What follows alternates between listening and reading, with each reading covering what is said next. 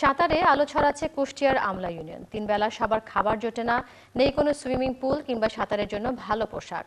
তারপরও পুকুরে সাঁতার শিখে দেশে বিদেশে পদক জয় করছে সাঁতারপল্লী ছেলেমেয়েরা। কুষ্টিয়া থেকে আনিসুজ্জামান ডাবলুর পাঠানো তথ্য ভিডিও চিত্রে মৌসুমী সুলতানার রিপোর্ট। কুষ্টিয়ার মিরপুর উপজেলার প্রত্যন্ত এলাকা আমলা ইউনিয়ন। সাঁতারে দেশীয় অঙ্গনে শক্ত অবস্থান এ গ্রামের ছেলেমেয়েদের। দেশের যে প্রান্তেই সাঁতার প্রতিযোগিতা হোক না কেন, তাতে সবার আগে থাকেন আমলার সাঁতারুরা। বাংলাদেশ সেনাবাহিনী, নৌবাহিনী, আনসার, বিজিএমসি সহ নানা প্রতিষ্ঠানের হয়েও সাঁতারে লড়ছেন এরা। তবে তারা নামী কোনো সুইমিং পুলে নয়, সাঁতার শেখেন আমলা সরকারি কলেজের এদো পুকুরে। আমাদের এখানে সুইমিং পুল নাই, একটা পচা পুকুর, সমস্যা হয় সাঁতার কাটতে। বেশি সমস্যা আমাদের শামুকে পা কেটে যায়, তারপর হচ্ছে এই নোংরা পানিতে চোখে সমস্যা হয়। 80-র দশকে আমলা ইউনিয়নে সাঁতারের গোড়াপত্তন আমিরুল নামে এক স্কুল শিক্ষকের হাত ধরে।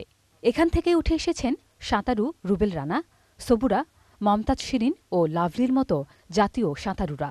আমাদের দাবি যে আমলা সদরপুরে যদি আমাদের একটা সুইমিং পুল না হলেও যদি একটা পূর্ণাঙ্গ সাঁতার কাটার উপযোগী করে যদি একটা ওয়াল গাইড করে দেয় আমাদের সরকার, বা যে কোনো মহল যদি আমাদের এটা দিত, তাহলে আমরা আরো ভালো সাঁতারও এখান থেকে তৈরি করতে পারতাম। অবস্থানটাকে যাতে আমরা ধরে রাখতে পারি, আর এইটাকে ধরে রাখতে হলে পারে অবশ্যই আমলায় একটি পুকুরকে বেছে নিয়ে তাদেরকে একটি 2 সাইডে ওয়াল করে দিয়ে অনুশীলনের একটি ব্যবস্থা করে দিতে হবে। সম্প্রতি কুষ্টিয়ায় আধুনিক সুইমিং পুল নির্মাণ হলেও নেই কোনো আর্থিক অনুদান, নেই ভালো খাবারের ব্যবস্থা।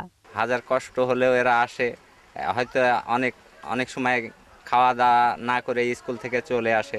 আমাদের তো ওটার কাজে লাগছে না সেই সুইমিং পুলটা। এখানে আমাদের যদি 25 মিটারও করে দেয় তো আমাদের বেনিফিট আছে, তাহলে আমরা ভালোভাবে প্র্যাকটিস করতে পারবো। সুইমিং পুল এবং প্রশিক্ষণ পেলে এসব প্রতিভাবানরা সাঁতারে বাংলাদেশকে আরও এগিয়ে নিয়ে যাবে বলে মনে করছেন ক্রীড়া সংগঠকরা।